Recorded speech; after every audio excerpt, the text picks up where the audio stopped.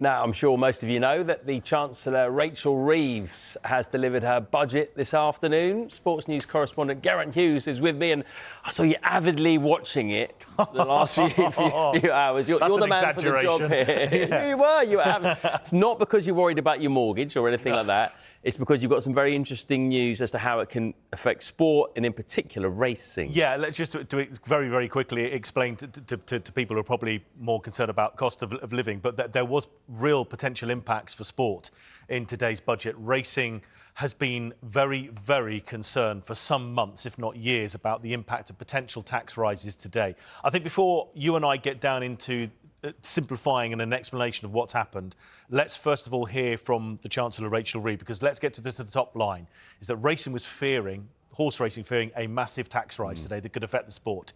It didn't happen. This is what Rachel Reeves said. I will also reform gambling taxes in response to the rise in online gambling.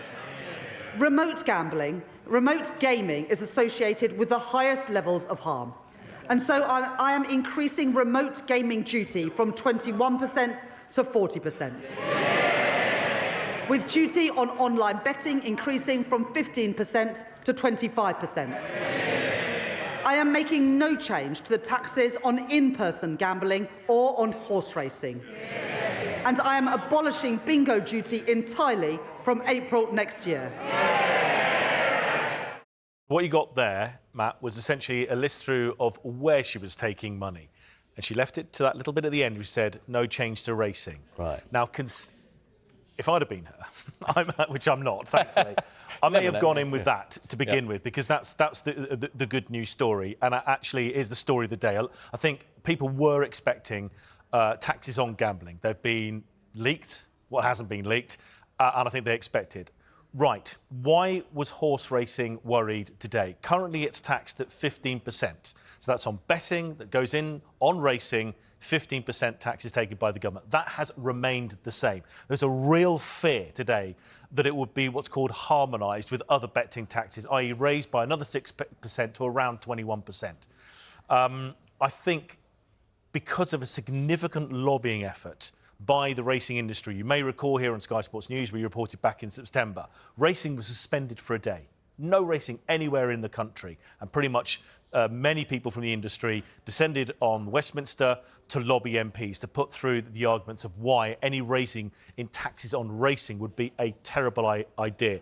Research that was commissioned by the British Horse Racing Authority, essentially a governing body for the sport, came back with estimates which they took in to lobby with MPs and government. £66 million would be lost in income, potentially 3,000 jobs lost in year one, rising to year 5 by £330 million losses. It seems that has been listened to by the Treasury, by the Chancellor, and that racing has, as we heard, it's over £1 billion in taxes being raised from gambling taxes, but racing has been left alone due to the concerns about a loss of revenue coming into the sport, because bets that are placed within betting shops and on course, the profits from that pay for what's called the levy.